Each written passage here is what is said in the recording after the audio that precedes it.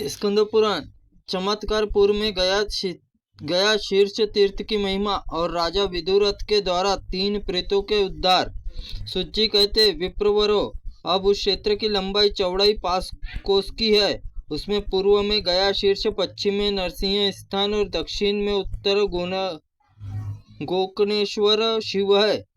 पहले हाटकेश्वर क्षेत्र कहलाता था, आगे चलकर वही संसार में सर्वपात नाशक उत्तम तीर्थ के रूप में विख्यात हुआ था।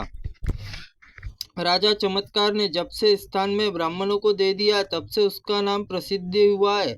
तब से उसे चमत्कार पूर्व कहने लगे हैं। पूर्व काल में विदुरथ नाम से प्रसिद्ध हैवय वंशीय राजा हो गए, जो बड़े ही बड़े यज्ञ करने वाले दानपति, प्रत्येक कार्य में दक्ष थे। एक समय राजा विदुरथ अपनी सेना के साथ हिंसक पशुओं के भरे वन में शिकार खेलने गए। वहां उन्होंने सर्पों के समान विषैले बाणों में कितने ही चीता, शंबर और व्याघ्र, सिंह पशुओं को मारा। उनमें वन जंतुओं में एक पशु एक बाण से घायल होकर धरती पर नहीं गिरा। बाण के लिए जोर जोर से भागा। राजा कौतूहलवश उसके पीछे पीछे अपना घोड़ा दौड़ाया। इसी प्रकार अपनी सेना को छोड़कर दूसरे घोर वन में जा पहुंचा, जो मन में भय उत्पन्न करने वाला था। उसी में प्राय कांटेदार वृक्ष भरे हुए थे। वहां सारी भूमि रूखी और पथरीली, जल से हीन थी।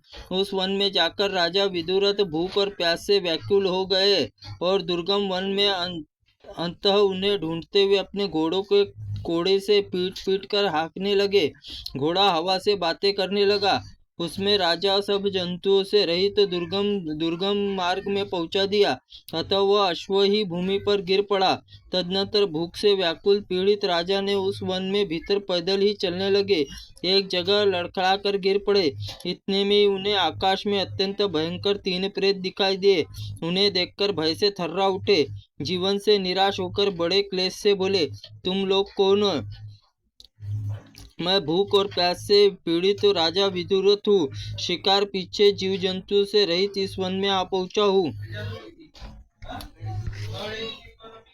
तब वो तीनों प्रेत सबसे ज्येष्ठ था। उसने विनय पूर्वक हाथ जोड़कर कहा, महाराज, हम तीनों प्रेत हैं और वन में रहते हैं। अपने कर्म जनित दोष से हम लोग महान दुख उठा रहे हैं।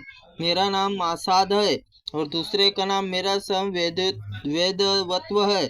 तीसरा कृतघ्न है और हमसे बढ़कर पापात्मा है। हमें जिस कर्म में यहाँ के लिए एक साथ प्रेत योनि की प्राप्ति हुई है, वह सुनो। राजन, हम तीनों वेदशपुर में देवरात नामक महात्मा ब्राह्मण के घर में उत्पन्न हुए हैं। हमें नास्तिक होकर धर्म मर्यादा उल्लंघन किया है। हम लोग सदा पराई स्त्रियों के मोह में फंसे रहे। मैंने जीवा लोलुपता के कारण सदा मांस ही भोजन किया है। अतः मुझे अपने कर्म के अनुसार मासाद प्राप्त हुआ है। महाराज, वह दूसरा है जो तुम्हारे सामने खड़ा है। इसमें देवताओं का पूजन किए बिना ही सदा ही अन्न ग्रहण किया है। उसी कर्म फल से प्रेत योनि में आना पड़ा है। देवता विपरीत चलने के कारण इसका वैधत्व हुआ है। जिस पापी से सदा दूसरों को साथ घृणता विश्वासघात किया है, वही अपने कर्मों के अनुसार कृतघ्न कहलाता है। राजा ने पूछा, इस मनुष्य लोक में सब प्राणी आहार से ही जीवन धारण करते हैं। तुम लोग कौन सा आहार प्राप्त होता है, सो मुझे बताओ। मासाद बोला, जिस घर में भोजन के समय स्त्रियां युद्ध होता है, वह प्रेत भोजन होता है। राजन, जहाँ बलि वैश्वदेव बिना और भोजन में पहले अग्रासन, गोग्रास आदि दिए बिना भोजन किया जाता है, उस घर में प्रेत भोजन करते हैं। जिस घर में कभी झाड़ू नहीं लगता, जो कभी गोबर आदि से लिपा नहीं जाता तथा मांगलिक कार्य, अतिथि आदि सत्कार नहीं होते, उसमें प्रेत भोजन कहते हैं। जिस घर में फूटे बर्तन त्याग नहीं किया जाता, वेद मंत्रों की ध्वनि नहीं होती, वहाँ प्रेत आहार करते हैं। जो श्राद्ध दक्षिणा रहित शास्त्रोक्त विधि से हीन होता है, जिस पर रजस्वला स्त्री की दृष्टि पड़ जाती है, वह श्राद्ध भोजन कमारे अधिकार में आ जाता है। जो अन्य केश और मूत्र, हड्डी और कप आदि से संयुक्त हो गया है, जिसमें हीन जाति मनुष्य ने छू लिया है, उसमें भी हमारा अधिकार हो जाता है।